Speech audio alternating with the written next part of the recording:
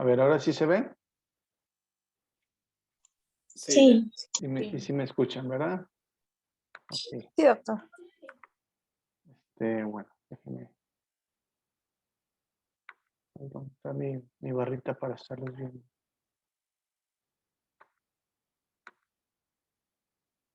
Aquí está. Bueno, ok.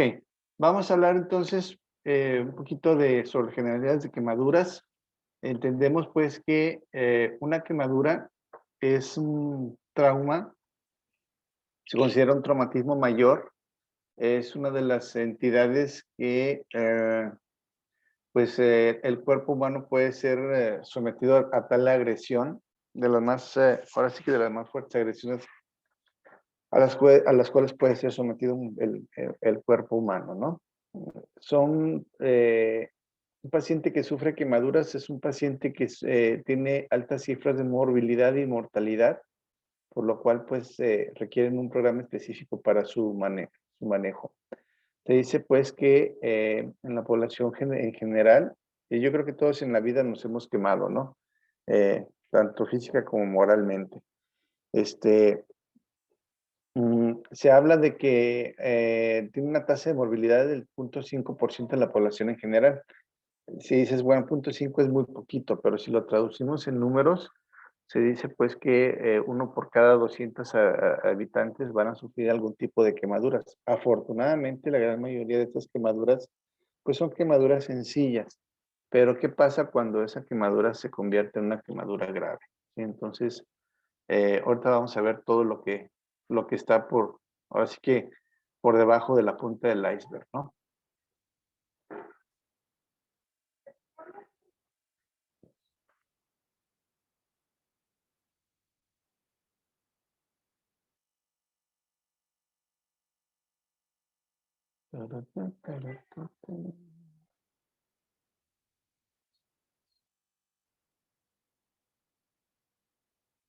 Bueno, ok.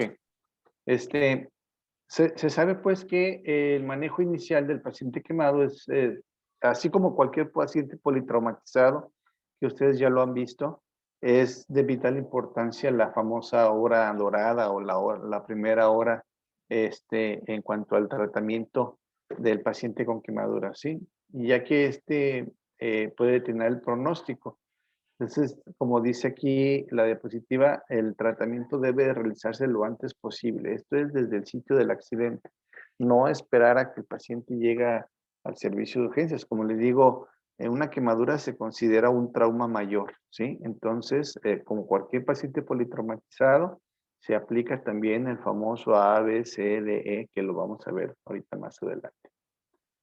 Como dice aquí, un diagnóstico inadecuado y una mala atención nos puede causar graves consecuencias, ¿sí?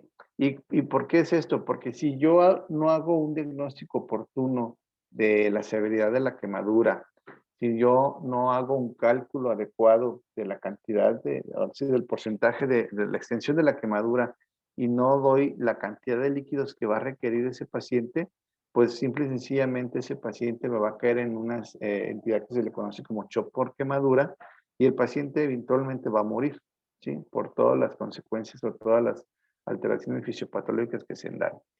Hay que entender que un paciente con quemaduras es un paciente que requiere de la atención de un equipo multidisciplinario. No nada más es bronca del cirujano plástico o del intensivista o del pediatra o de cualquiera, ¿no? O sea, se tiene que tomar en cuenta un equipo multidisciplinario para poder darle la atención adecuada a ese paciente. Como ya dijimos, se dice que anualmente en el mundo hay alrededor de 265,000 muertes relacionadas a quemaduras. 90% ocurren en países subdesarrollados, países como el nuestro, ¿sí? Y más del 90% pudieron haberse realizado o pudieron haberse presentado en situaciones que pudieron haber sido prevenibles. Entonces, sí es un problema de salud muy importante. Este es un artículo que, aunque ya está un poquito viejito, habla precisamente sobre la incidencia de quemaduras en niños en los países pues en vías de desarrollo, ¿sí? En donde, pues así a grandes términos se encontró pues que Esto es más frecuente en las quemaduras en niños, ¿sí? En niños de sexo masculino, ¿sí? El lugar donde se presenta el accidente generalmente es en el hogar, específicamente en la cocina. Entonces, lejos de pensar que los niños están bien cuidados en la casa, pues desgraciadamente no es así. Son el hogar y sobre todo pues cuando están siendo cuidados por algún familiar es donde más se presentan las quemaduras. Esto es en los niños. En los adultos pues es más frecuente también las lesiones en la vía pública y por situaciones laborales, ¿sí? ¿Cuál es el agente más frecuente que nos causa quemaduras? Pues las escaldaduras, ¿sí? Escaldadura entendemos el contacto con agua caliente o con vapor, ¿sí? Porque cuando es una quemadura por líquidos densos, como es por ejemplo el aceite hirviendo, el caldo de frijoles, las sopas Maruchan, todo eso ya se considera una quemadura por líquidos densos, no es una escaldadura como tal.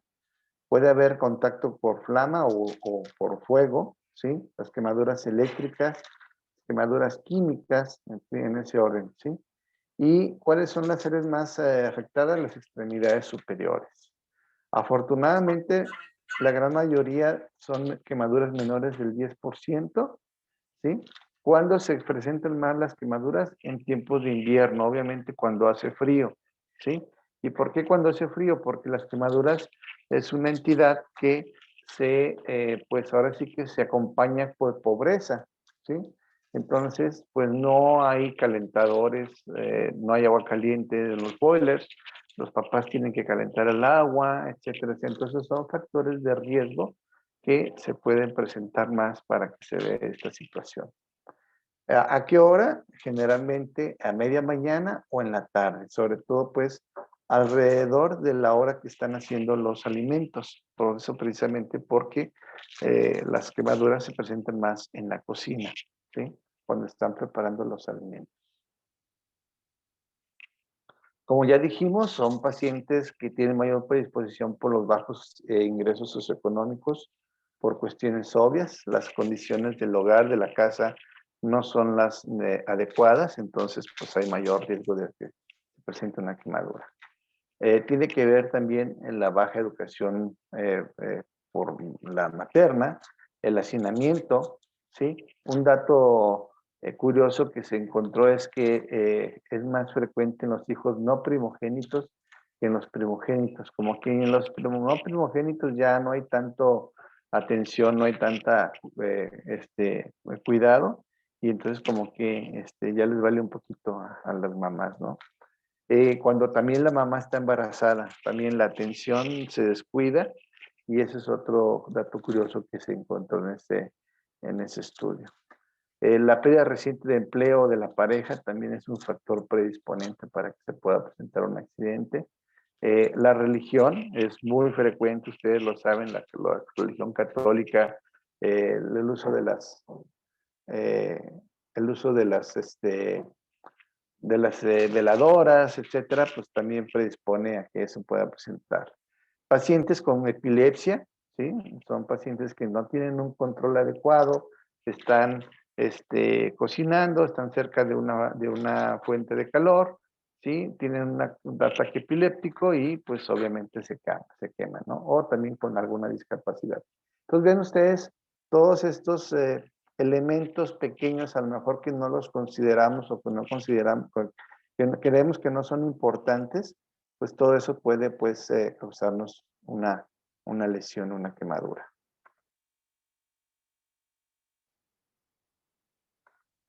Si tienen alguna duda, alguna pregunta, algún comentario o algo, por favor interrúmpanme con toda confianza. ¿Estamos de acuerdo? Sí, doctor. Sí, doctor. Ok. Sí, doctor. Gracias. Bueno, ¿qué hicieron cuando se presentó la quemadura? 2/3 partes de las pacientes que se hizo este estudio acudieron a recibir atención médica, ¿sí? Y una tercera parte trataron de resolverlo por su propia cuenta. Se aplicaron agua fría, ¿sí? Y la otra parte, algún remedio tradicional. En nuestro medio es muy común, pues, el uso de algunos remedios, que el caldo de frijoles, que la yema de huevo, que la pasta de dientes, etcétera, etcétera, ¿no? Entonces, ahorita lo vamos a ver si sirven o no sirven. Mm, En los últimos años ha habido avances, de alguna manera. Vean, aunque es una diapositiva muy viejita de 2006, nos habla cómo, pues, en el transcurso de los años, desde los años 50 a los 90, a los inicios del 2000, cómo han ido evolucionando gracias a los avances en cuanto al tratamiento, fórmulas de hidratación, antibióticos, cubiertas cutáneas, técnicas quirúrgicas, etcétera, etcétera, cómo han ido aumentando el porcentaje de sobrevida en pacientes con altas o con grandes extensiones de quemaduras, ¿no? Se habla ahora hasta sobrevivencia en pacientes hasta con el 99% de quemadura, lo cual pues antes era prácticamente imposible, ¿no? Entonces, bueno, actualmente pues es cada día mayor pues el tener una sobrevida con ese tipo de pacientes. Obviamente pues en los centros hospitalarios en donde se cuente con toda la tecnología y todos los recursos que son necesarios para lo mismo, ¿no? Muy bien. Bueno, y pues aquí está el actor principal de la película, ¿no? La piel, que todos, bueno, ya platicamos un poquito cuando vimos la anatomía de la piel, la fisiología de la piel, cómo está constituida. Recordemos rápidamente, pues, que la piel está constituida, pues, por dos capas, que es la epidermis, constituida por una serie de células epiteliales que se van descamando de la parte basal hacia la parte superficial. ¿Se acuerdan cuántos días dura este proceso de descamación del estrato basal hasta el estrato córneo? ¿Alguien me puede decir?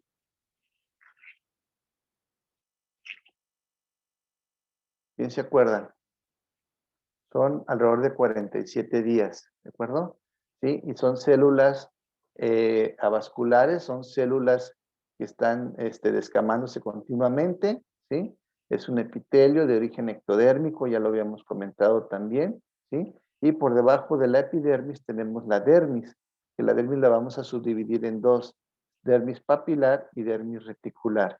Acuérdense que en esta dermis vamos a encontrar los elementos necesarios, ¿sí? Para darle sostén, para dar sostén a esta epidermis y para nutrirlo, ¿sí? Entonces tenemos vasos sanguíneos, terminaciones nerviosas, anexos cutáneos, ¿verdad? Que son folículos pilosos, glándulas sudoríparas, glándulas sebáceas, etcétera, etcétera, ¿sí? Y que todo histológicamente está conformado por un tejido conectivo.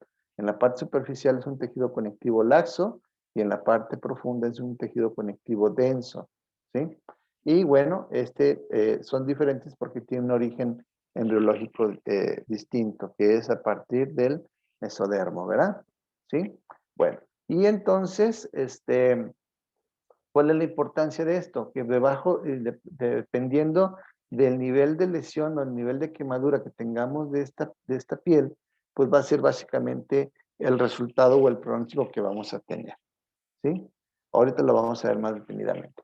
¿Qué nos causa una quemadura? Ya lo dijimos, podemos tener los agentes que generan o son generados por calor o los que son generados con frío, ¿sí? Dentro de las quemaduras térmicas o por calor, tenemos los agentes físicos, agentes químicos, radiaciones y agentes biológicos, ¿sí? Los agentes físicos son los más comunes, ya dijimos, en el caso de los adultos, el fuego directo, el fuego o la llama es la causa de quemadura más frecuente en los adultos. Pero en los niños, la escaldadura o vapor es la causa de lesión más frecuente, ¿de acuerdo? Podemos tener entonces contacto con líquidos densos, con objetos sólidos o objetos calientes, como es el clásico niño que se queda pegado a la plancha, ¿sí? O las abrasiones. Una abrasión, un paciente que es atropellado, que es arrastrado en el piso, pues va a sufrir una lesión tipo abrasión, ¿sí? Que se comporta también como si fuera una quemadura. Entonces, ojo con eso. Tenemos también las quemaduras eléctricas, que estas son por conducción o por arco. Ahorita vamos a hablar cada una de ellas. Conducción, ¿a qué se refiere? A que pasa la corriente eléctrica pasa a través del cuerpo y entonces nos va a generar una lesión interna. Ahorita lo vamos a ver. O por arco. El arco se refiere a que la corriente eléctrica, la descarga eléctrica, genera un flamazo y el flamazo le causa al paciente, al cuerpo, pues la quemadura. Luego tenemos otra causa que es la deflagración por explosión o pólvora, que es precisamente cuando tenemos una explosión por pólvora o algún agente inflamable que nos puede causar eso. Ahorita vamos a ver unos ejemplos. Dentro de los agentes químicos tenemos las sustancias ácidas, las sustancias alcalinas y los compuestos orgánicos como es la gasolina, ¿sí? Dentro de las radiaciones, pues la quemadura más frecuente que vamos a encontrar son las quemaduras ionizantes, las quemaduras solares, perdón, no ionizantes, las quemaduras solares. El ejemplo clásico que nos vamos nosotros a la playa, ¿sí? Nos asoleamos y en la noche no nos la acabamos, ¿verdad? O los niños. Entonces, realmente esas quemaduras no causan tanto problema, salvo pues en algunas condiciones especiales, como si niños chiquitos o ancianos. Y tenemos también las radiaciones ionizantes, que pues desgraciadamente son cada vez más frecuentes en nuestro medio por cada vez haber más pacientes oncológicos que son sometidos a radiaciones y eso nos puede causar una lesión. Y aunque esos son un poquito más exóticos y raros, pero también presentes, son las quemaduras por agentes biológicos, ¿sí? Algunas hiedras, algunas plantas que nos puedan causar alguna reacción, sobre todo más que nada de tipo químico, o algunas secreciones de algunos animales, ¿sí? Que también nos pueden causar una quemadura como tal. Y bueno, aunque son muy raras en nuestro medio las quemaduras por frío, también, pues, la exposición extrema al frío, que pues en nuestro medio prácticamente no existen, a menos que se quede allá perdido en el Nevado de Colima, ¿verdad? Algún paciente, puede suceder eso, o el contacto con algunas sustancias congelantes, como es el caso del gas butano. ¿Hasta aquí vamos bien? ¿No hay preguntas? Bueno, ok. Bueno, y entonces, aquí hay muchas clasificaciones de quemaduras. Eh,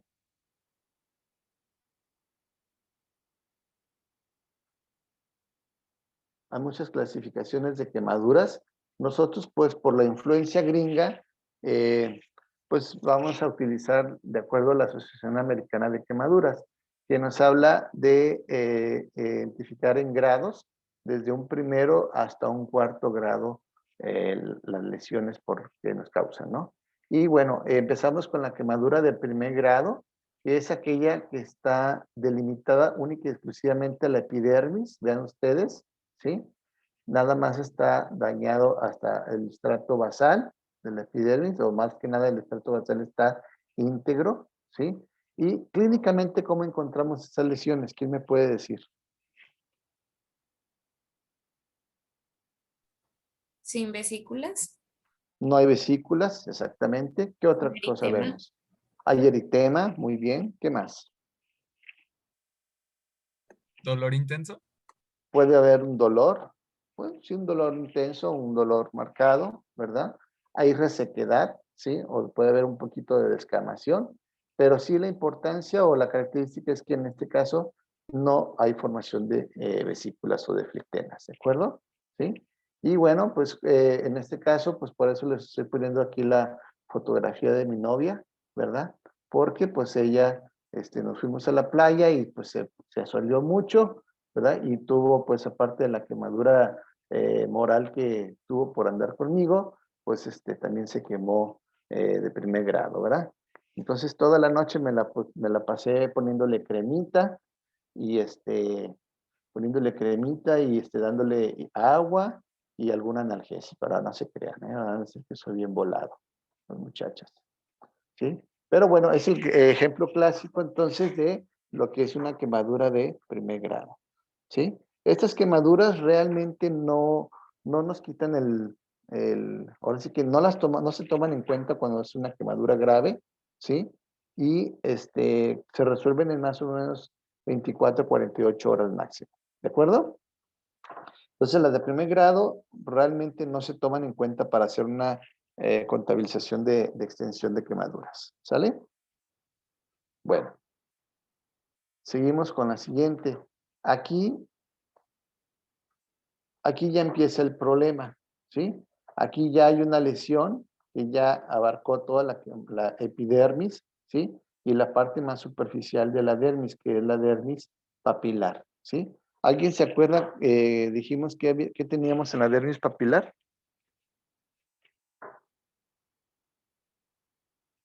¿Alguien recuérdeme? ¿Qué encontramos en la dermis papilar, chicos? Tejido laxo. Tejido conectivo laxo. Tejido conectivo laxo, ¿verdad? Y específicamente, ¿qué encontramos entonces ahí en esas? Vamos a encontrar que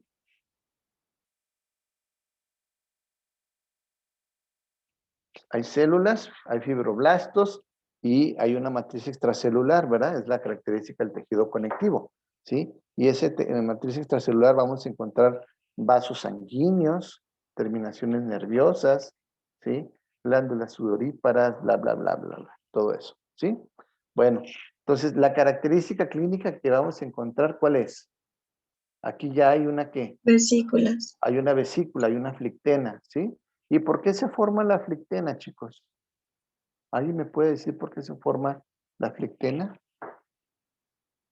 ¿Por qué se forma la ampolla? ¿Cuál es el mecanismo por el cual se forma una ampolla?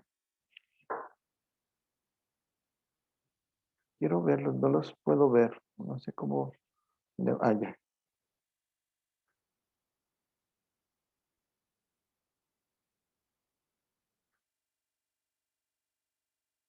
¿Por qué se forma la ampolla? ¿Quién me puede decir? A ver, así, con términos rancheros. Doc, yo me acuerdo como... Ah, perdón. A ver. Israel. ¿Está hablando Israel? Sí, bueno, dice con términos rancheros, Ujú, me acuerdo de algo como del secuestro de líquido al tercer espacio, ¿no? ujú, sí. Muy bien, es más o menos la idea. Tú, Raúl, ¿qué ibas a decir? Era lo mismo. Sí, Tuvimos el sí. mismo maestro. Ah, bueno, pues así, pues tienen el mismo maestro ranchero, ¿verdad? Ok, exactamente, sucede eso, hay una extravasación del espacio intravascular, del espacio intersticial. Todos en alguna vez hemos freído, ¿qué pasa cuando freímos un huevo? ¿Sí? Si nosotros ponemos a freír un huevo, ¿sí? La clara del huevo básicamente son proteínas, ¿no? Es albúmina y tiene otras cosas, ¿no? ¿Qué pasa cuando freímos un huevo? Literalmente esa clara se desnaturaliza, se consolida, ¿no? Se gelatiniza, ¿sí? Bueno, exactamente lo mismo sucede con las proteínas plasmáticas que tenemos en el torrente sanguíneo, ¿sí? Las globulinas, la albúmina, las globulinas, ¿sí? Lo que sucede es que esas proteínas se desnaturalizan o se coagulan, ¿sí? Y entonces, ¿qué pasa con ese líquido intravascular? Hay una extravasación, hay un aumento de la permeabilidad por la pérdida de la presión oncótica, y entonces eso va a favorecer que haya salida del líquido del espacio intravascular hacia el espacio intersticial, y por lo tanto nos va a causar el edema y subsecuentemente también una flictena, ¿sí? Así a grandes rasgos, por eso sucede la quemadura de segundo grado, ¿sí? Entonces, cuando hay una salida importante de ese líquido, pues es porque precisamente ese paciente está perdiendo una gran cantidad de líquido.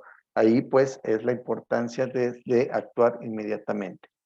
¿Sí vamos más o menos bien? ¿Sí estamos entendiendo? Sí, doctor. Ok, bueno, entonces la característica entonces es la presencia de la flictena, que si yo quito esa flictena, si yo rompo esa flictena, esa ampolla, ¿sí? Y ahorita lo vamos a ver si tenemos que hacerlo o no, ¿sí? Yo voy a ver un puntilleo rojizo, ¿sí? Que me habla que es una quemadura de segundo grado superficial.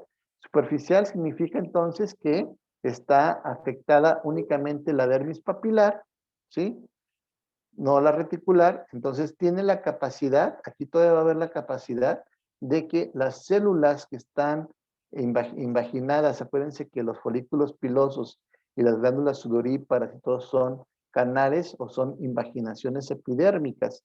Entonces, esas células epidérmicas que tenemos en esos anexos van a tener la capacidad, ¿sí?, de posteriormente migrar hacia la superficie y poder regenerar esa piel. Ese fenómeno se le conoce como epitelización, no cicatrización, es epitelización. Por eso cuando nosotros nos quemamos, nos hacemos una quemadura superficial, una ampollita o algo, la limpiamos, ¿sí? Claro que nos duele en un principio, pero posteriormente no nos queda absolutamente ninguna secuela, no nos queda más que alguna manchita que con el tiempo prácticamente se borra, ¿sí? Esa es básicamente la explicación de eso. Ese tipo de quemaduras, más o menos en un periodo de unos 10, 12 días máximo, se resuelve sin mayor problema, ¿sí? ¿Hasta ahí vamos bien? Ok. Sí. Luego tenemos entonces otra subclasificación que se le conoce como segundo grado profundo o también se le conoce también como quemaduras indeterminadas o indefinidas, ¿sí? Y estas realmente son las más difíciles de tratar y de identificar.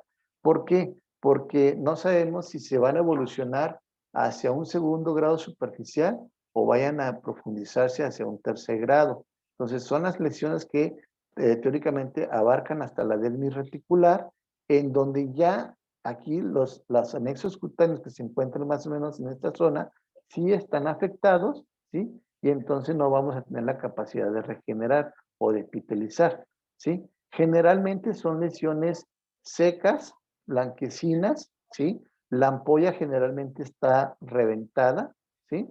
¿Sí? Y son lesiones muy dolorosas también, ¿de acuerdo? Entonces, aquí, si nosotros las tratamos adecuadamente, puede evolucionar, porque acuérdense que las quemaduras son dinámicas, no es una lesión y ya está hecho. O sea, yo puedo tener una lesión y si no la atiendo adecuadamente en las primeras horas, esa lesión se va a profundizar.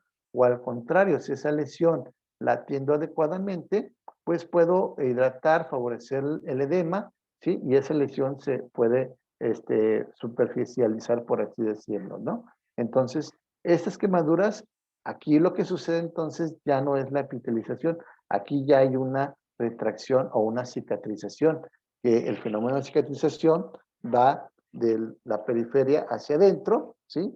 Y entonces esta paciente nos va a dejar una secuela importante, una cicatriz importante secundaria a la quemadura. ¿Sí queda claro? Bien. Y luego tenemos las quemaduras de tercer grado, en donde están comprendida entonces todo lo que es la epidermis, la dermis papilar, la dermis reticular y llegan hasta el tejido celular cutáneo o hipodermis. Sí está abarcado todo el espesor de la quemadura. Estas quemaduras generalmente son indoloras. ¿Por qué son indoloras? Porque pues, están los pacientes totalmente quemados, las terminaciones nerviosas están quemadas y por eso no duelen. Son pacientes, pues ahora sí que son lesiones muy impresionantes porque te toca ver, o sea, es muy frecuente que lleguen los pacientes al servicio de urgencias, incluso llegan caminando, ¿sí? Muy tranquilos, ¿verdad? Y con lesiones muy catastróficas, ¿no? Entonces vean ustedes el aspecto de esta piel, es una piel acartonada, como si fuera un pergamino, ¿sí? ¿De acuerdo? Acartonado, seco, ¿verdad? Que nos sale entonces una quemadura de tercer grado. ¿Hasta aquí vamos bien? El tratamiento, pues obviamente estas lesiones pues no van a sanar nunca. Eso tiene que ser retirar toda esta piel, ¿sí? Mejorar las condiciones del lecho de la herida y cubrirlo con, pues, con una cubierta cutánea que sea definitiva. En este caso, piel del mismo paciente o algunas otras opciones de homoinjertos o alinjertos, que es lo mismo, que vamos a hablar un poquito más adelante. ¿Hasta ahí vamos bien? Bueno. Y luego, aunque existe también el cuarto grado, que en realidad el tercer grado y cuarto grado se maneja de la misma manera, ¿sí? Son quemaduras que llegan más allá de la hipodermis, músculo, tendones, hueso, etcétera, etcétera, en donde son lesiones catastróficas, ¿verdad? ¿Sí? En donde pues, se tiene que retirar todo este tejido quemado, todo este tejido desvitalizado, y pues cubrirlo lo antes posible para hacer una reconstrucción adecuada. ¿Dicho? Bueno, ok, entonces hasta ahí vamos bien. Ok, hablemos un poquito sobre las quemaduras por explosión de pólvora o también conocidas como quemaduras por deflagración de pólvora, ¿sí? ¿Qué son estas? Ven ustedes esta paciente. Esta es una paciente que tuvo una explosión de un polvorín. Polvorín son los lugares donde hacen cohetes, ¿sí? Entonces, los cohetes pues explotaron y vean ustedes, se fueron a meter como proyectiles en toda esta parte, en las piernas, etcétera, etcétera. Si nosotros vemos, bueno, pues no es tanta la agresión que tiene, pero pues sí, definitivamente son lesiones severas, lesiones graves, y sobre todo porque vean ustedes esta lesión que hay aquí en la zona en la cresta ilíaca, en la zona pélvica. Esos proyectiles se fueron a incrustar dentro de la cavidad abdominal. La paciente llegó con una distensión abdominal, con un sangrado intraabdominal. Entonces, la paciente tuvo que ser sometida inmediatamente a una cirugía, una laparotomía exploradora para poder controlar el sangrado, ¿sí? Entonces, hay que tomar en cuenta cuando este tipo de lesiones, buscar lesiones adyacentes. O sea, no nada más buscar la pura quemadura. Un paciente con quemaduras graves puede tener el derecho de tener otro tipo de lesiones, como es en este caso una lesión intraabdominal. Si es un paciente que estaba trabajando, por ejemplo, en la comisión, en un poste de luz, por ejemplo, que recibió una descarga, pues tuvo una caída de cierta cantidad de metros, pues tiene todo el derecho a tener un traumatismo craneoencefálico o una contusión, una fractura de pelvis, por ejemplo, que ponga en peligro en ese momento la vida del paciente más que la quemadura como tal, ¿sí? Entonces tenemos que tener mucho cuidado o mucha atención en las lesiones adyacentes, ¿de acuerdo? ¿Hasta ahí vamos bien? Ok. Bien, otra consideración importante, les decía que las quemaduras eléctricas pueden ser por conducción o por arco, ¿sí? ¿Se acuerdan? Bien, entonces, a ver, Diosito, decimos que Diosito nos quiere mucho, ¿verdad? Y luego decimos que Diosito nos hizo a su imagen y semejanza. Pues la realidad no es cierto, porque si nos hubiera querido hacer a su imagen y semejanza, nos hubiera hecho perfectos o muy buenos conductores de la electricidad, pero no, ¿sí? La piel es un muy buen conductor de electricidad, ¿sí?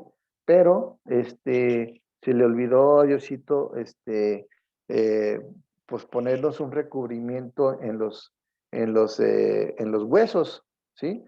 Los huesos están constituidos o formados principalmente por calcio, ¿sí?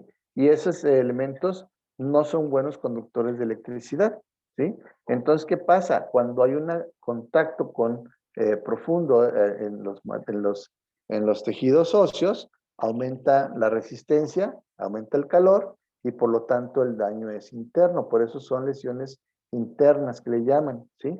¿Por qué? Porque la corriente eléctrica pasa a través de los huesos, ¿sí? Y entonces los tejidos que están alrededor de los huesos, que son principalmente los músculos, son los que más se dañan. Entonces es muy común que podemos encontrar pacientes que aparentemente no tienen ninguna lesión más que una pequeña lesión en algún dedo, ¿sí? En el dedo gordo de la mano, dedo gordo del pie, y dice, no te pasó nada, y pues están todos quemados por dentro, ¿no? Entonces, precisamente por eso, porque los tejidos óseos generan resistencia al paso de la corriente eléctrica y por eso generan mayor daño. Y por eso se dice que son lesiones cutáneas internas. ¿Sí quedó claro eso? Ok, bien. Es importante valorar el efecto cardíaco por la corriente eléctrica. El corazón actúa mediante impulsos eléctricos, ¿de acuerdo? Entonces, imagínense que el corazón fuera un motorcito de 9 voltios. Yo le doy una descarga de 220 volts o de 110, pues ¿qué va a pasar? Pues el corazón se va a quemar. Exactamente lo mismo sucede. Entonces, muchos de los pacientes que sufren descargas eléctricas, pues terminan muertos inmediatamente presente por el daño directo al miocardio que generan, ¿no? Por eso son importantes que todos los pacientes con quemaduras eléctricas tengan una vigilancia, motorización cardiológica por lo menos durante 24 a 48 horas. Hay que descartar lesiones asociadas, como les digo, la gran mayoría de los pacientes Son pacientes que tienen descargas eléctricas, ¿sí? En ciertas alturas, ¿verdad? En la azotea de la casa, en algún poste o algo, ¿sí? Y pues aparte de eso es el golpe que sufren de la caída, ¿no? Entonces pueden tener lesiones asociadas. Como dice aquí, perdón, muchas de las lesiones se evidencian hasta días después con datos de inflamación o necrosis, como es por ejemplo este caso. Aquí hay una lesión muy evidente, pues si nos ponemos a hacer un cálculo así estricto de la lesión, pues no es tanto, ¿no? Claro que sí es mucho, ¿sí? Porque hay que considerar como una quemadura grave, y ahorita lo vamos a ver.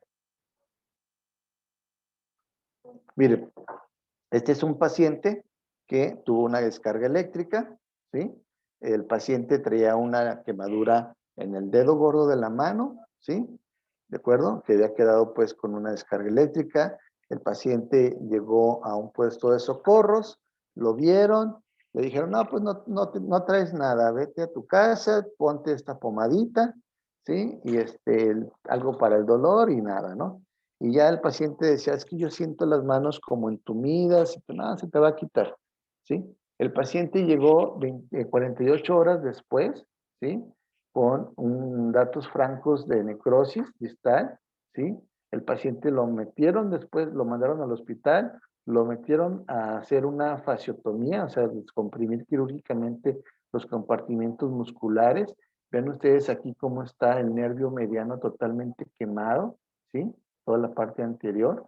Y finalmente el paciente terminó desarticulado desde el hombro, vean ustedes la cabeza del húmero, totalmente necrosada. Vean ustedes, ¿sí? ¿Por qué? Porque hubo un paso de la corriente eléctrica a través del hueso. Vean todos los tejidos musculares adyacentes totalmente quemados, aunque la piel estaba aparentemente íntegra, ¿sí? Vean, por eso son quemaduras profundas, ¿verdad? Y el paciente pues cambió totalmente el panorama por no hacer un diagnóstico oportuno y adecuado, ¿no? Entonces, preferible pecar de exagerado en un paciente de este tipo porque, les vuelvo a decir, las quemaduras eléctricas pues son lesiones que no se ven y nos pueden causar problemas muy serios. Entonces, siempre ojo con eso. Otra de las quemaduras que también a veces subestimamos mucho son las quemaduras químicas, ¿sí? ¿Por qué? Porque, le brincó una agüita y no sabemos qué era y le empezó a arder mucho, ¿no? Y se ve nada más rojito y no hay tanto problema. Y 24, 48 horas después son lesiones horribles, necróticas, etcétera, etcétera, que incluso ponen en peligro la vida del paciente por las alteraciones electrolíticas que nos pueden causar. Entonces, hay que tener mucho cuidado también cuando tenemos una lesión por contacto de alguna sustancia. Primero, identificar cuál es la sustancia, ¿sí? Para poder buscar la neutralización de la misma, ¿sí? Entonces, ojo también con las quemaduras químicas. Una quemadura química, también, como les dice aquí, resulta ser una de las urgencias en quemaduras, ¿sí? Entonces, lo importante también es neutralizar el efecto. Entonces, una vez que retiramos el agente, si es en forma de polvo, tratar de cepillarlo, retirarlo, ¿sí? E inmediatamente empezar a irrigar, irrigar, irrigar. Esto con la intención de neutralizar un poco el agente para que no nos cause mayor daño. Entonces, es muy importante la irrigación durante por lo menos media hora, ¿sí? En lo que pues ahora sí que se atiende adecuadamente al paciente.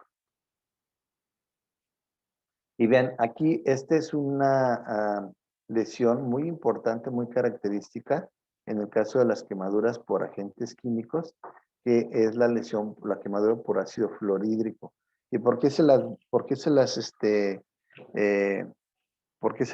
pongo aquí?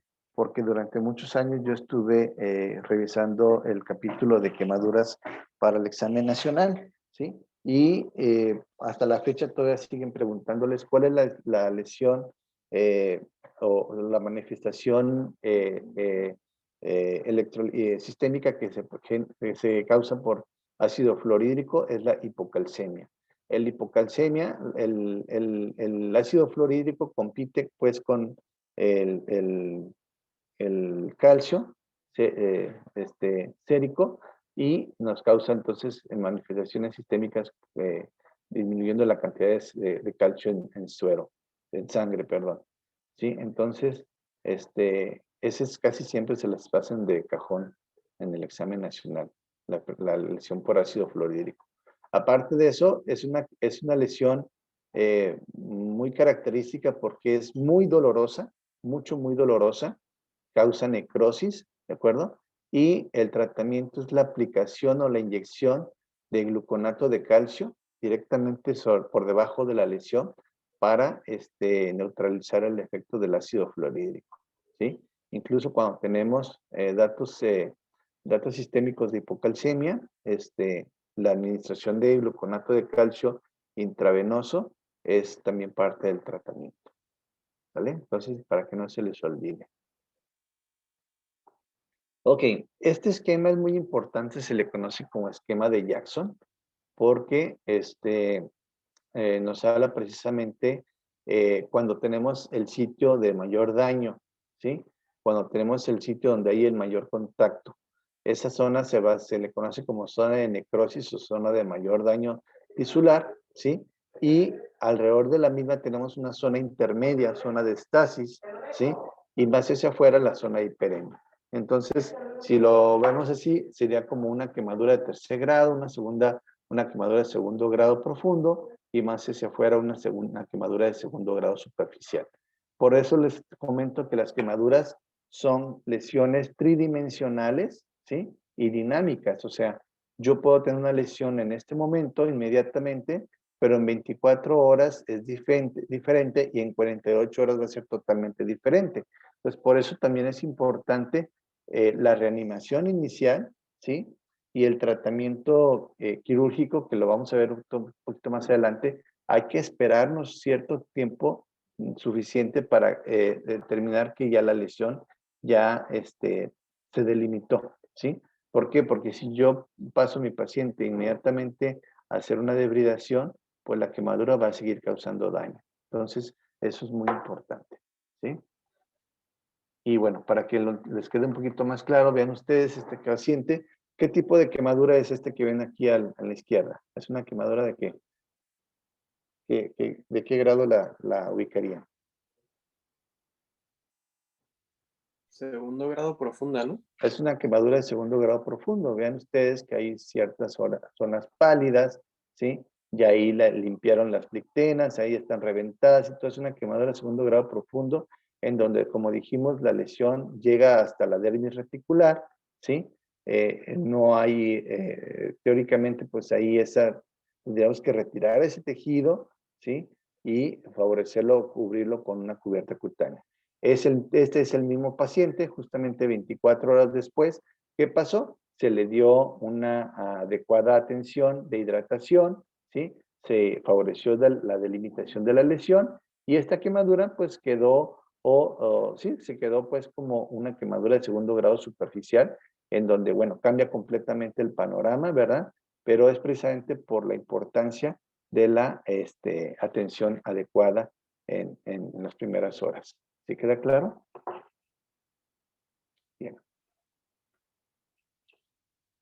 Ok.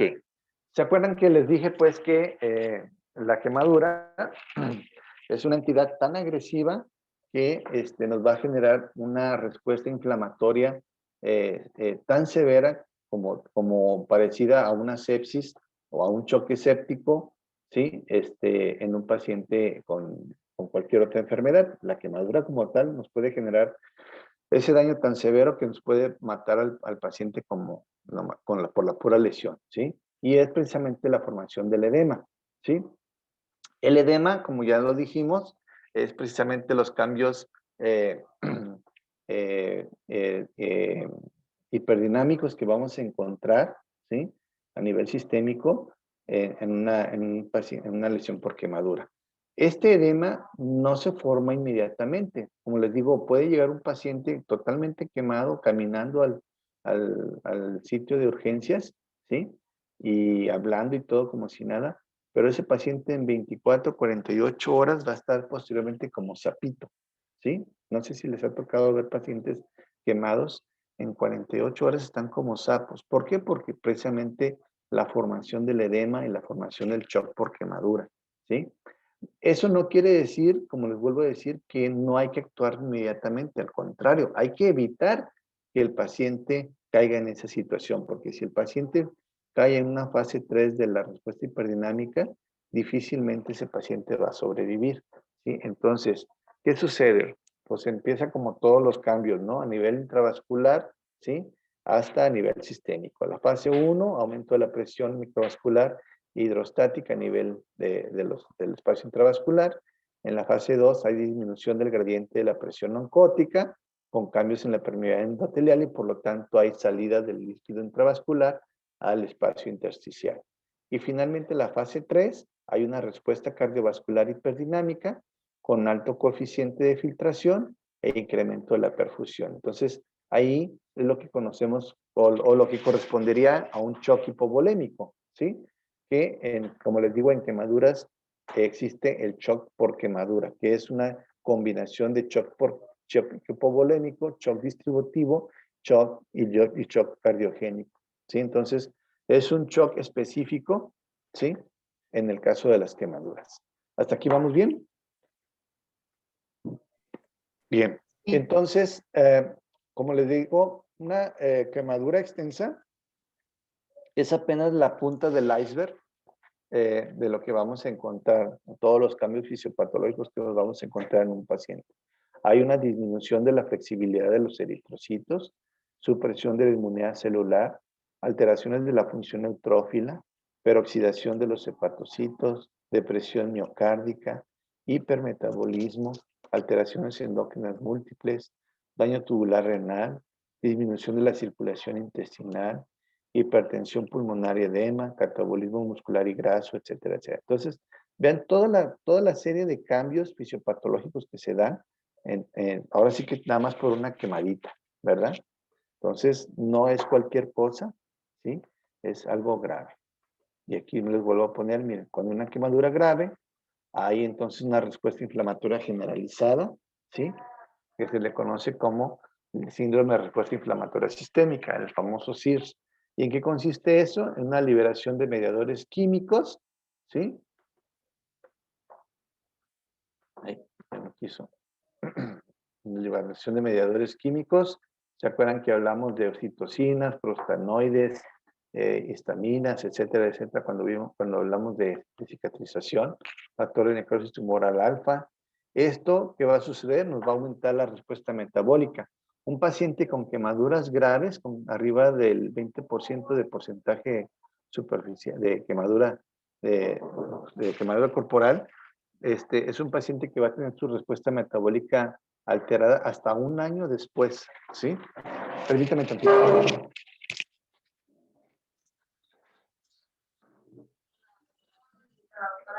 ¿Dónde? Está de vacaciones.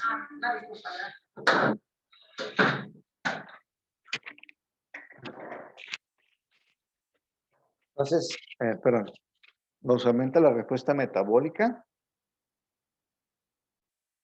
y esto finalmente va a aumentar la susceptibilidad de la infección y vamos a tener al retraso en la cicatrización.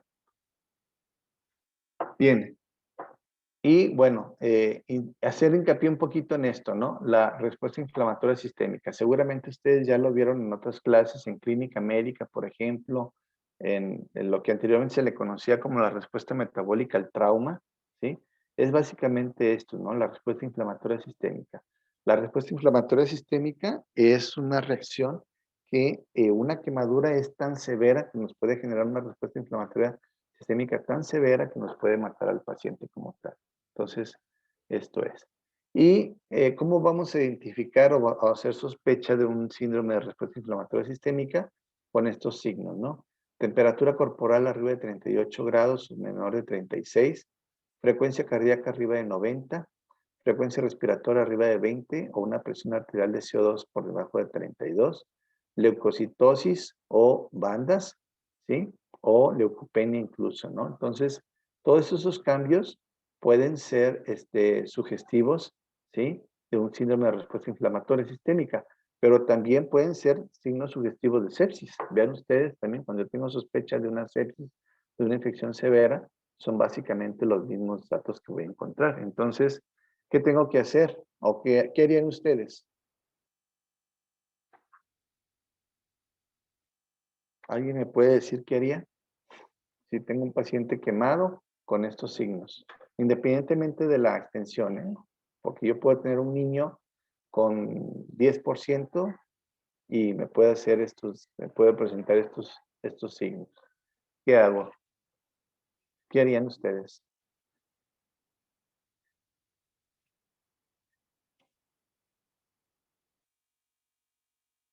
¿Alguna idea? ¿Le doy antibiótico o qué le hago? ¿Qué onda?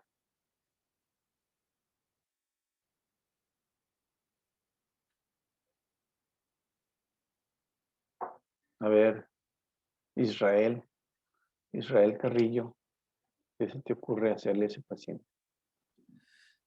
Ah, no sé, doc, pero lo importante sería diferenciar ah, si está atravesando pues por la respuesta inflamatoria o la sepsis, ¿no? Ujú. Entonces ya si se encuentra en sepsis, pues ya quizá ahí le pueda dar el medicamento. Estoy totalmente de acuerdo contigo, ¿sí? Aquí el asunto es que es difícil, nos va a costar mucho trabajo identificar si es realmente una sepsis, ¿sí? O si es la respuesta inflamatoria sistémica. Si es sepsis es porque está causando, nos está causando un bicho, ¿sí? Una bacteria, si es inicial, pues seguramente algún gran positivo, ¿verdad? Etcétera, etcétera. Pero, ¿qué tal si le empiezo a dar antibiótico y realmente el paciente está en respuesta inflamatoria sistémica? Pues bueno, ¿qué se tiene que hacer? Lo primero, pues el soporte vital, ¿no? Estar monitorizando al paciente, la restricción de los líquidos, etcétera, etcétera. Si yo considero que el paciente en base a la evolución que tiene, a los días que lleva la quemadura, etcétera, puedo iniciar un tratamiento antibiótico de forma empírica, ¿sí? En base pues también a la epidemiología que normalmente puedo yo esperar, ¿sí? Generalmente si es en la primera semana, seguramente puede ser causada, o sí, causada por cocos gram positivos, ¿sí? Si es ya después de la segunda semana, a lo mejor se trata de infección por gram negativos.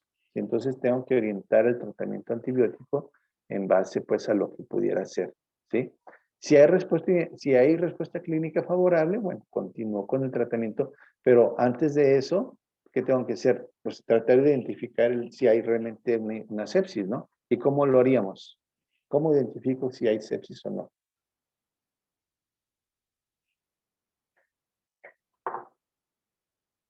¿Quién me dice?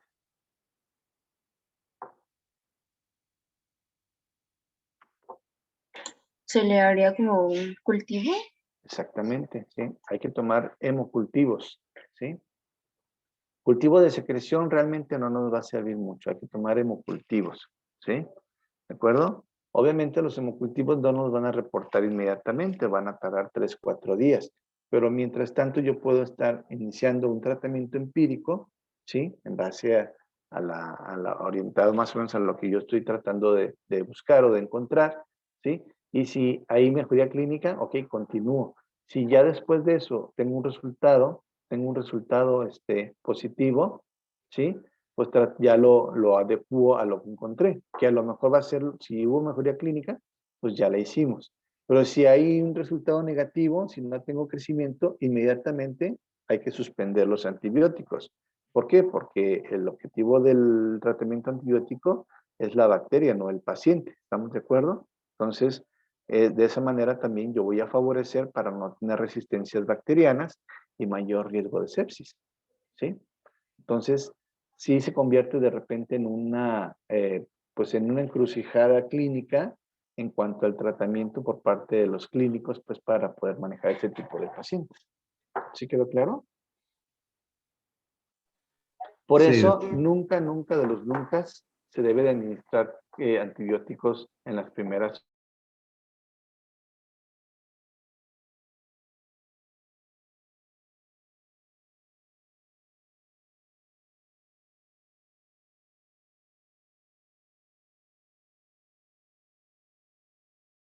centros de salud, de otros centros de socorro, con 2 hasta 3 antibióticos que les están inhalando. Entonces, eso no sirve absolutamente. Metabolismo con alto gasto calórico. Entonces, ojo con eso.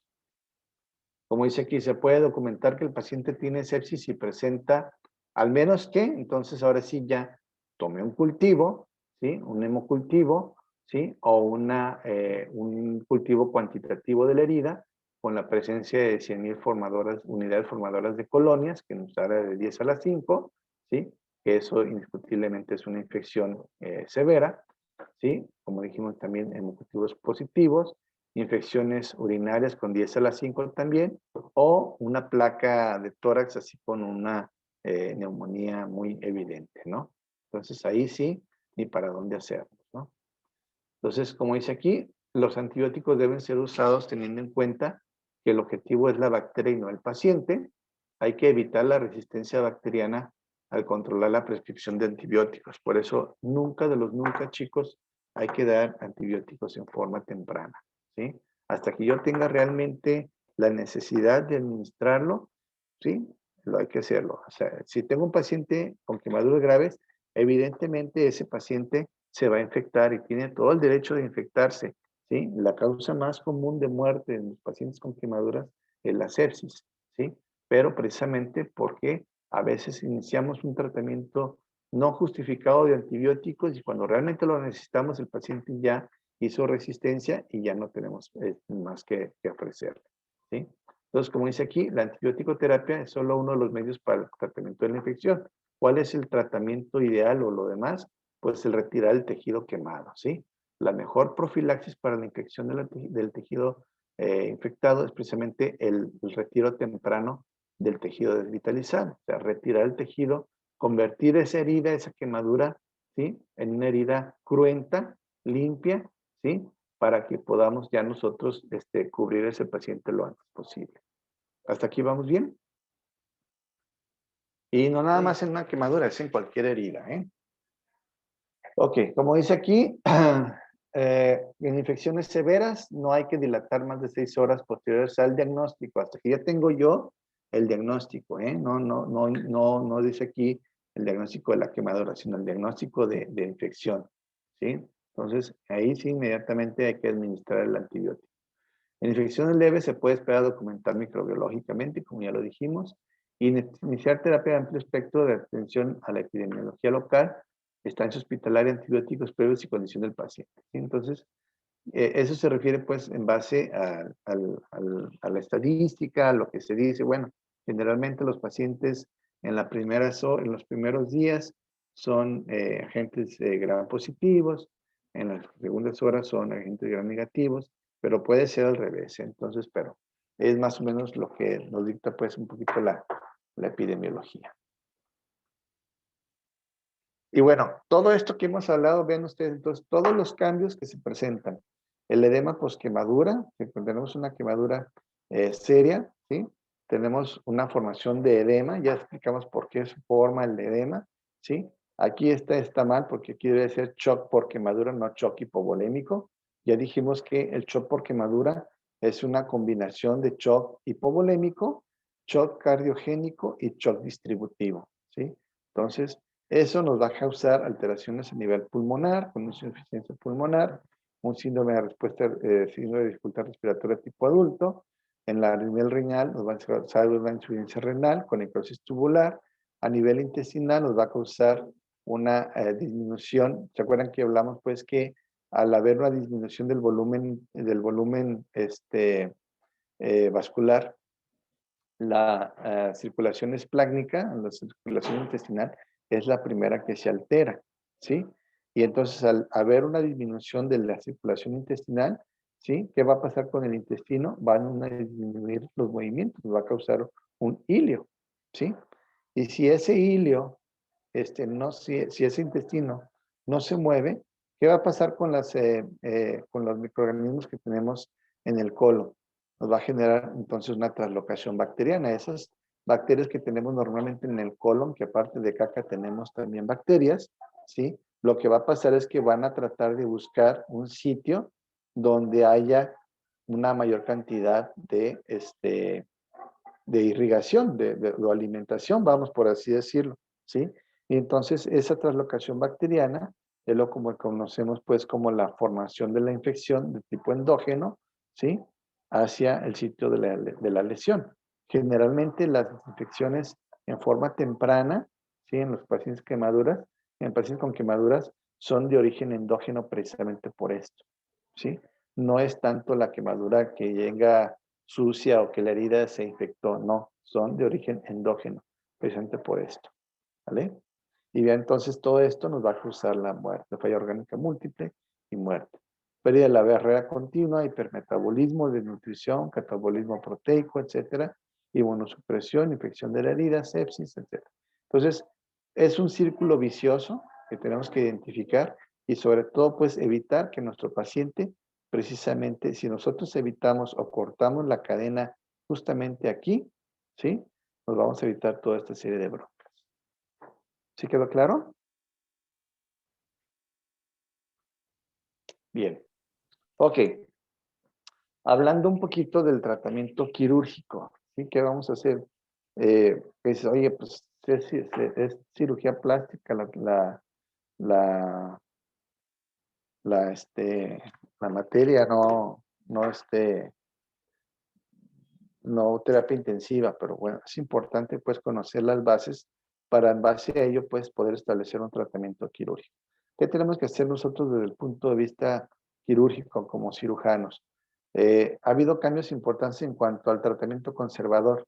El tratamiento conservador de una lesión, de una quemadura, de una herida como cualquiera, es o era el estar haciendo curaciones frecuentemente, esperar a que hubiera una separación de la escara, dejar granular el lecho de la herida, ¿sí?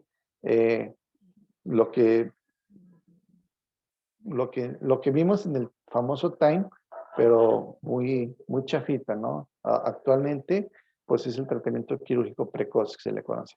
Precoz se refiere entre el segundo y el cuarto día. ¿Por qué entre el segundo y el cuarto día? Porque ya lo dijimos, ese es el tiempo suficientemente necesario para que el paciente ya tenga una estabilidad hemodinámica, ¿sí?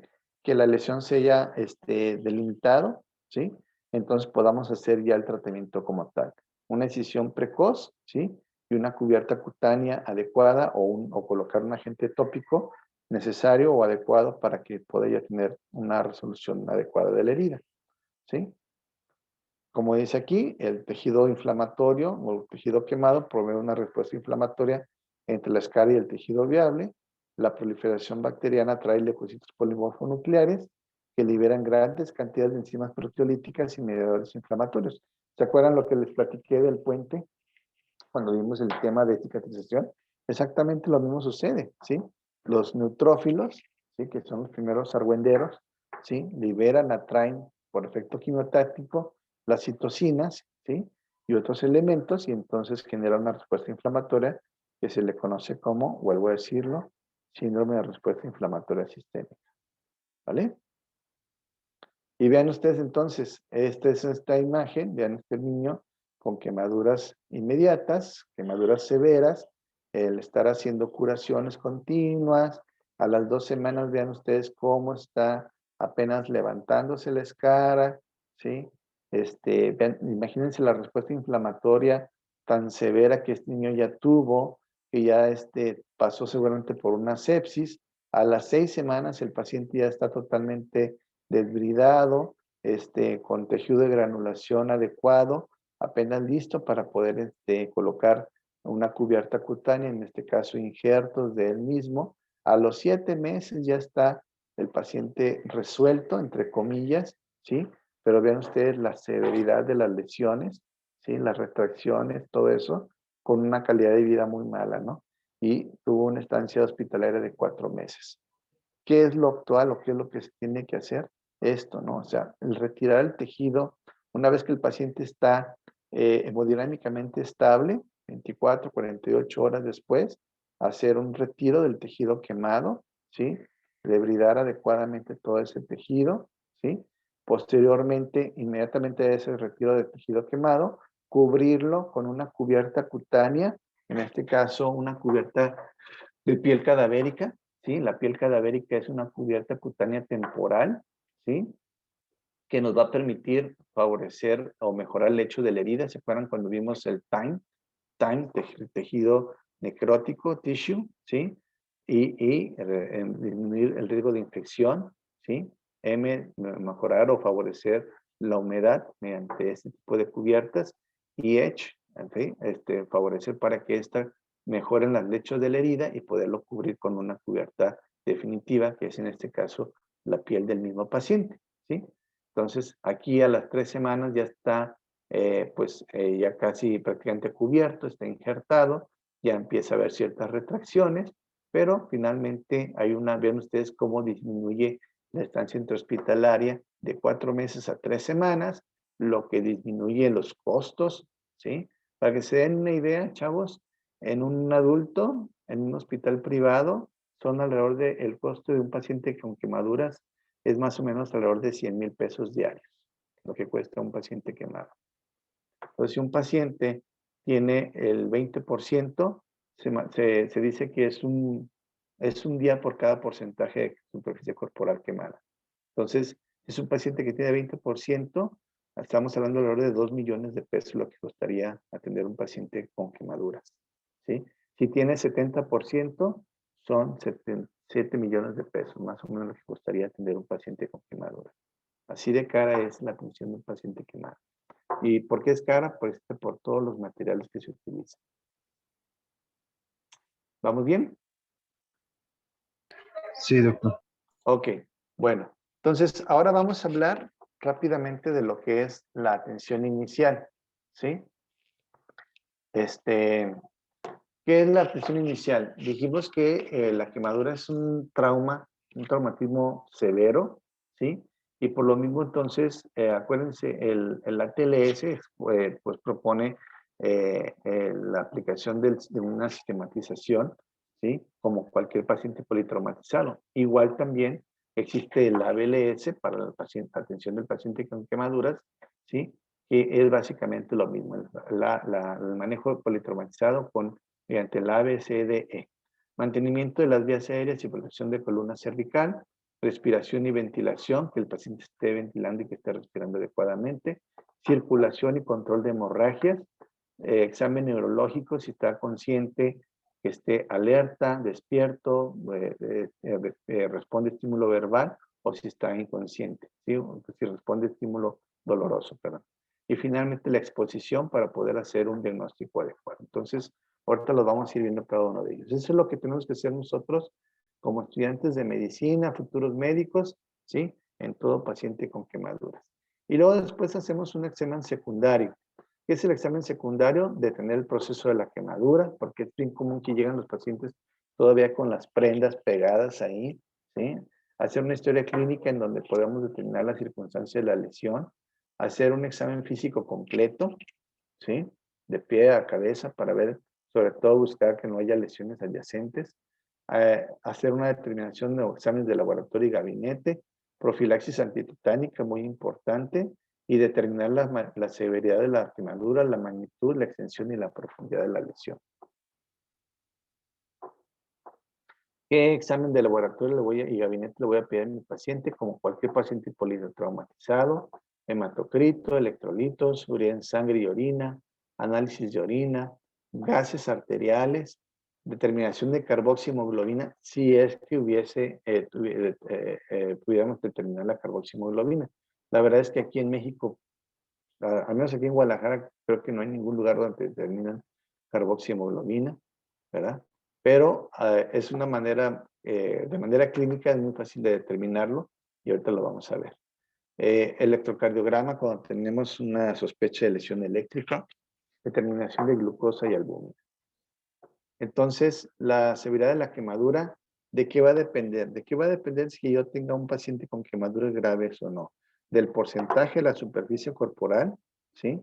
De la profundidad de la quemadura, de la edad y de las lesiones preexistentes, ¿sí? Obviamente no es lo mismo el porcentaje de superficie corporal quemada en cualquier paciente, pero sí no es lo mismo una quemadura por agua a una quemadura por fuego o una quemadura eléctrica. Entonces, a mayor de profundidad, pues mayor daño. La edad también es importante. No es lo mismo un paciente niño, ¿sí? De un lactante, por ejemplo, que un adulto o que un adulto mayor. Entonces, cada grupo de edad pues tiene sus características y por lo tanto también sus condiciones de morbilidad. Y finalmente también las lesiones preexistentes o lesiones asociadas, ¿no? Un paciente que aparte de eso traiga traumatismo craneoencefálico o que tenga una contusión de abdomen o que sea un paciente previamente conocido por diabetes o un cardiópata, etcétera, etcétera. Entonces, todos esos elementos pues favorecen a que el paciente pueda estar en peores condiciones. Ok. ¿Cómo voy a hacer o cómo voy a yo determinar la extensión de la quemadura? ¿Sí? Esta es la regla más común y que les van a preguntar en todos lados, en el examen nacional, en su examen de titulación, ¿sí? La famosa regla de los 9 o la regla de Wallace, ¿sí? Que no es más que subdividir el cuerpo, en el caso de los adultos, en estructuras en múltiplo de 9. Toda la cabeza, ¿sí? No la cara, sino toda la cabeza tiene un valor del 9%, la extremidad superior, toda la extremidad superior tiene un valor del 9%, el tronco anterior 18%, o sea, tórax 9%, abdomen 9%, la parte posterior también es otro 9 y otro 9, y toda la pierna, o sea, la parte anterior es 9% y la parte posterior es 9%. Los genitales, el cuello y la palma de las manos es 1%. Si nosotros hacemos toda la suma, nos da el 100%, ¿sí? En niños menores de 30 kilos, ¿sí? Varía un poquito, ¿sí? Sabemos pues que los niños se modifica pues por las condiciones, por las modificaciones antropométricas que tienen. Entonces, en los niños la cabeza tiene un valor del 18%, o sea, la cara es 9% y el resto de la cara, de la cabeza, es otro 9%. El tronco y las extremidades superiores se mantienen igual que en los adultos, ¿sí? Pero las extremidades inferiores son más cortitas, entonces tiene un valor del 14%. Entonces, esa es la famosa regla de los 9. Hay otro esquema que se le conoce como nomograma o esquema de Looney-Browder, ¿sí? Que generalmente lo encontramos en los servicios de urgencias, sí, que es más específico sobre todo para niños y dependiendo de la edad y la estructura anatómica que esté afectada es básicamente lo que se va a hacer la determinación. Sí cambia un poquito en relación a la regla de los 9, pero cualquiera de los dos podemos utilizar, ¿sí? Hay que recordar también que para poder hacer una determinación porque también se toma en cuenta la superficie en metros cuadrados. Entonces, aquí les puse pues la fórmula para determinar la superficie en metros cuadrados. Cuando son menores de 10 kilos, es el peso por 4 más 9 sobre 100. Y cuando son mayores de 10 kilos, es el peso por 4 más 7 sobre peso más 90. ¿Sí? Entonces, esa fórmula les va a servir mucho, sobre todo para los que quieran estudiar pediatría. ¿Hasta aquí alguna duda, alguna pregunta, chicos? También hay uno de que la mano es como el 1%, me parece, ¿verdad? Es correcto, ¿sí? Ahorita lo vamos a ver.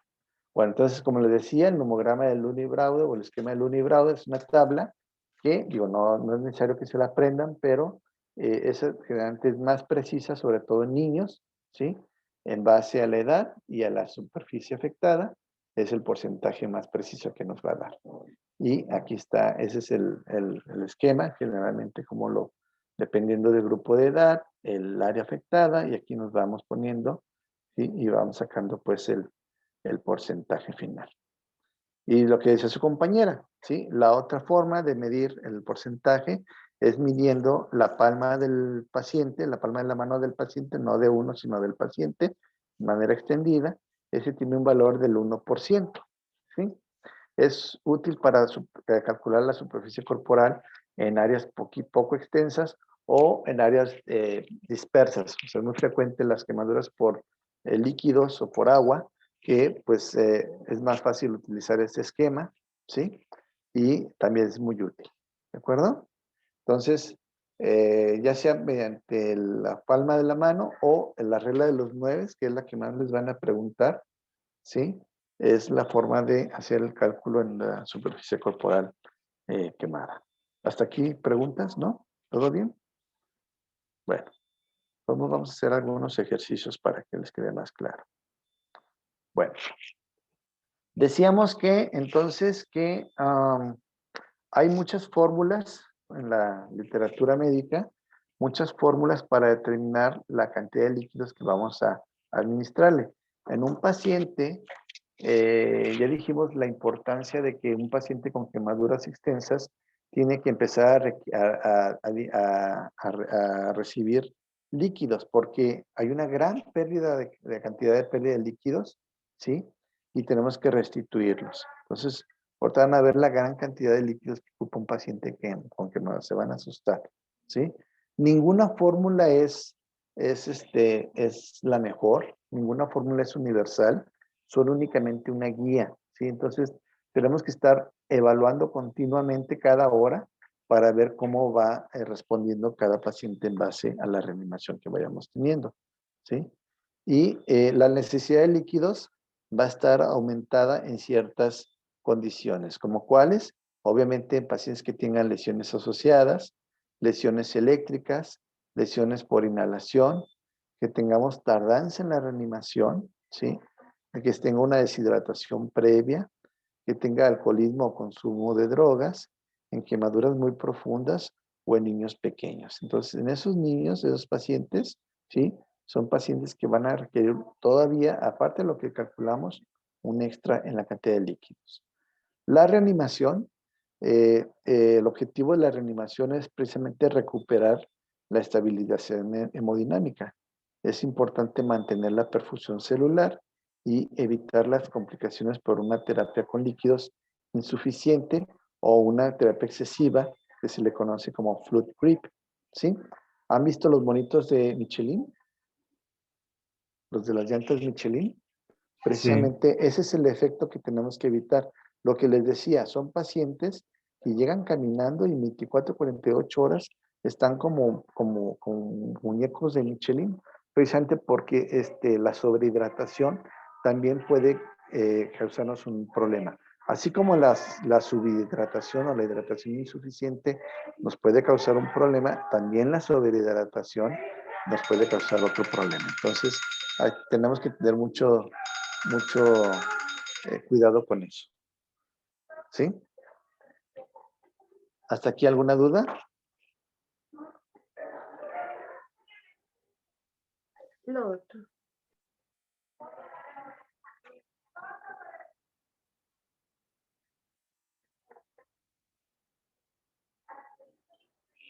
Muy bien.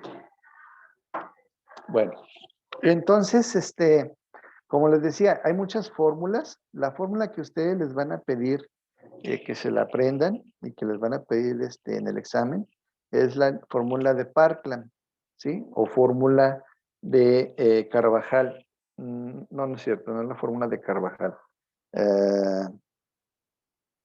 No, sí, la fórmula de Carvajal, se me fue el nombre. Bueno, la fórmula de Parkland. Parkland es un hospital que está en Dallas, ¿sí? Que también como dato curioso es el hospital donde llevaron a John F. Kennedy cuando lo asesinaron, ahí lo atendieron. Que por cierto hay una película buenísima, creo que está en Netflix, se llama Parkland, la película se llama Parkland, véanla. Habla sobre los primeros minutos, pues las primeras horas cuando recibieron a Kennedy, que lo mataron, que le dispararon y la atención pues todo lo que pasó ahí pues en el rollo está buena, se las recomiendo. Se llama Parkland, chequenla. Entonces les decía, sí es fórmula de Carvajal, es Carvajal o Parkland. Habla sobre la administración de 4 mililitros por kilogramo de peso por porcentaje de superficie corporal quemada. ¿Sí? Esa no se la tienen que olvidar. 4 mililitros por kilogramo de peso por porcentaje de superficie corporal quemada. ¿Sí? Todo eso dividido entre 2. ¿Sí? ¿Qué tipo de solución vamos a utilizar? Solución Ringer lactato. Como aquí en México no tenemos Ringer lactato, lo más que se le parece es la solución Harman. ¿sí? Por la cantidad por la osmolaridad que tiene, ¿sí? Entonces, solución Hartmann, ¿sí? Eso lo vamos a dividir en dos. La primera mitad los vamos a pasar en las primeras 8 horas y el resto en las siguientes 16 horas. Esa es la cantidad de líquidos que va a ocupar un paciente en las primeras 24 horas. ¿Sí queda claro? ¿Alguien tiene alguna duda? Doctor, dijo que las primeras 8 horas y después ¿en cuántas? 16 horas. Ok, gracias. ¿Sí? Es la cantidad de líquidos para las primeras 24 horas. Entonces, 4 mililitros por kilogramo de peso por porcentaje de superficie corporal quemada, ¿sí? Y entre 2, ¿sí? La primera mitad en las primeras 8 horas y el resto en las siguientes 16 horas. Eso es la fórmula de Parkland pura, porque vamos a ver un poquito más adelante algunas modificaciones. Pero en el examen les van a pedir esa. ¿Hecho? Sí. Ok. Algunas consideraciones, por ejemplo, los niños pequeños, como dice aquí, tienen mayor área de superficie sobre masa corporal comparada con los adultos. Requiere relativamente mayor cantidad de líquidos de reanimación, tienen menos volumen intravascular sobre unidad de superficie por área quemada y son más susceptibles a la sobrecarga y la hemodilución. Entonces, en los niños hay que ser si en cualquier paciente, en adultos o niños, hay que ser preciso. En los niños pequeños hay que ser extremadamente preciso, porque si yo me paso con 10, 20, 30 mililitros, puedo causar una sobrecarga y puedo causarle una congestión, eh, eh, una congestión cardíaca, una falla de bomba, etcétera, etcétera, y le puedo dar en la torre o al revés. Entonces, hay que tener mucho cuidado con ese tipo de pacientitos, ¿sí? De hecho, hay fórmulas específicas, ¿sí? Hay fórmulas específicas, no se crean, no es Carvajal, es la fórmula de Baxter. Baxter o Parkland, ¿sí? Eh, es la fórmula. Fórmula de Parkland o Baxter, la pueden buscar de esas dos maneras, ¿sí? Y en los niños hay fórmulas específicas para el tratamiento de la hidratación. La que más se utiliza es la fórmula de Galveston, o también conocida como fórmula de Carvajal. Galveston porque es el centro de quemaduras más importante que hay en el mundo, que está precisamente en la isla de Galveston, cerca de Houston, ¿sí? Ahí yo tuve oportunidad de hacer parte de mi especialidad, ¿sí? Entonces, ese es la fórmula de Galveston o Carvajal, ¿sí? Que es 5,000 mililitros por metro cuadrado de superficie corporal quemada, ya les dije cómo sacar la superficie en metros cuadrados, más 2,000 mililitros más sobre metro cuadrado de superficie corporal total, la primera mitad en las primeras 8 horas y el resto en las siguientes 16 horas. Para las siguientes 24 horas son 3,750 mililitros por metro cuadrado de superficie corporal quemada, más 1,500 por metro cuadrado de superficie corporal total, ¿sí? Y eso es para las siguientes 24 horas. En los niños menores los niños pequeñitos de 1 año, hay que administrarles albúmina al 25%, 50 mililitros. Esto para evitar la hipoalbuminemia, ¿sí? Y en los niños menores de 2 años también hay que administrarles glucosa al 5%, 1,000 mililitros por metro cuadrado, precisamente para evitar la hipoglucemia. ¿Por qué en los niños hacen hipoglucemia tan fácilmente? Porque acuérdense que los niños, su hígado no está totalmente maduro y la capacidad de almacenamiento de glucógeno es mínima, ¿sí? Entonces, esos niños, sus reservas de glucógeno se disminuyen muy fácilmente y nos pueden hacer hipoglucemias. Entonces hay que tener mucho cuidado con eso, ¿sale? Bien. Y luego hay otra, entonces, la fórmula de retención de líquidos en niños que es de 3 a 4 mililitros por kilogramo de peso por porcentaje de superficie corporal quemada, más las pérdidas básicas, ¿sí?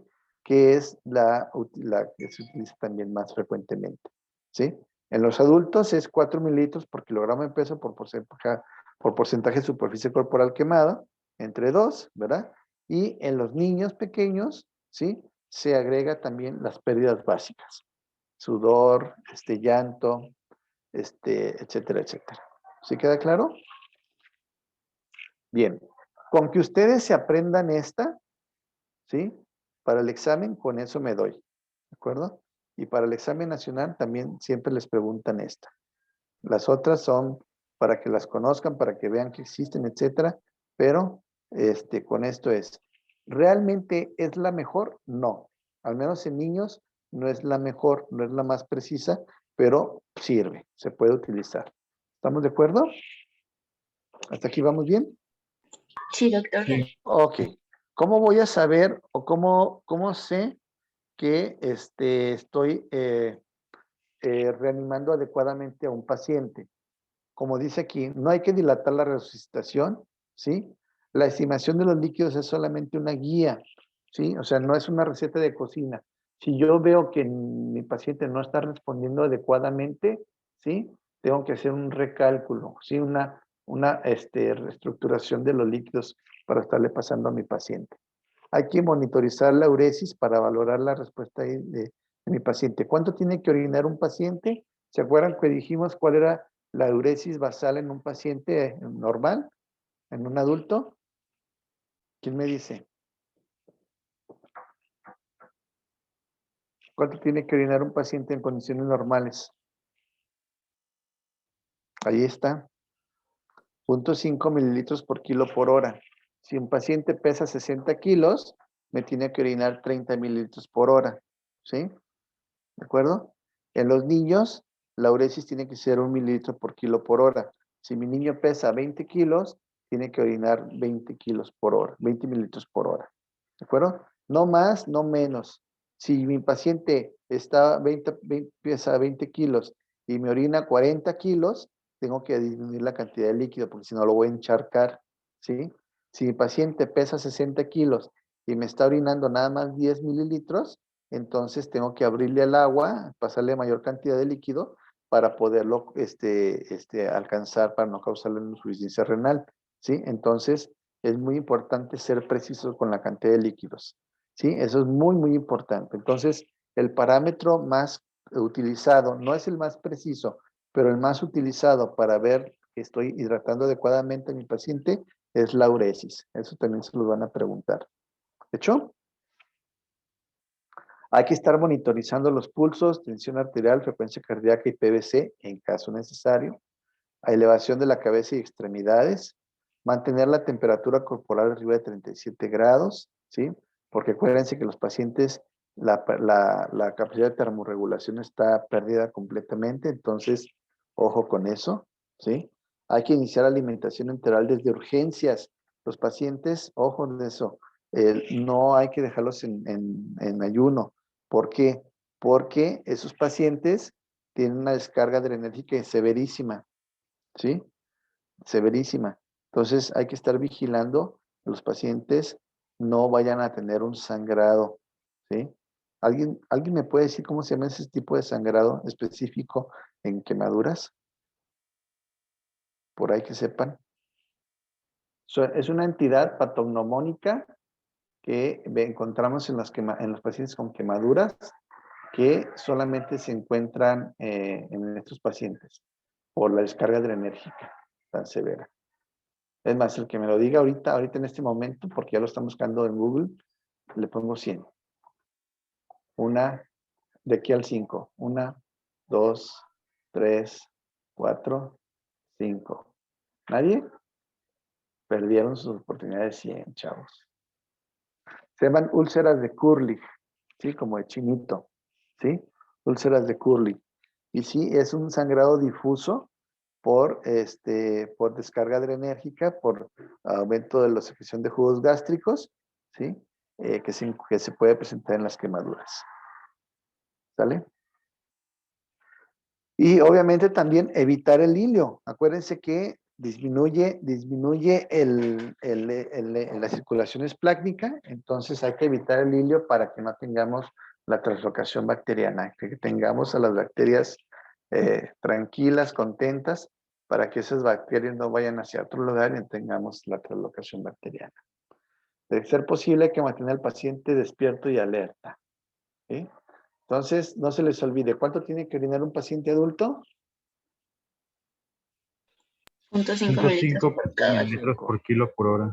Ok, y en un adulto, en un niño, a 1 mililitro por kilo por hora. ¿Sale? Y dijimos entonces el sangrado difuso, pues sí, que se puede presentar en quemaduras, son las úlceras de Curly. Chéquenlas, por favor. Cuando tengamos un paciente con quemaduras eléctricas, ¿sí? La uresis tiene que estar por lo menos a 1 mililitro por kilo por hora. ¿Sí? ¿Por qué? Porque acuérdense que cuando hay una destrucción masiva de músculo, ¿se acuerdan que vimos que alrededor del hueso hay una destrucción de músculo? ¿Sí? Entonces vamos a generar una destrucción, ¿sí? De mioglobina, ¿sí? El músculo se le conoce como rhabdomiolisis. Y esos depósitos o esos pigmentos de hemoglobina, que es la mioglobina, ¿sí? Se van a empezar a eliminar por la orina, ¿sí? Y son estructuras moleculares muy grandes que se pueden llegar a obstruir o tapar los túbulos contorneados de las nefronas, ¿sí? Y entonces nos pueden causar insuficiencia renal. Y entonces empiezan a orinar un pigmento o una orina de color rojizo, ¿sí? Ese término se le conoce como mioglobinuria, ¿sí? Entonces es precisamente por la destrucción masiva del músculo estriado, por la rhabdomiolisis, ¿sí? Y entonces, ¿qué tenemos que hacer? Administrar líquidos, ¿sí? Forzar la uresis para que esos pigmentos no se queden ahí atorados, ¿sí? Entonces, por eso tienen que orinar por lo menos 1 mililitro por kilo por hora.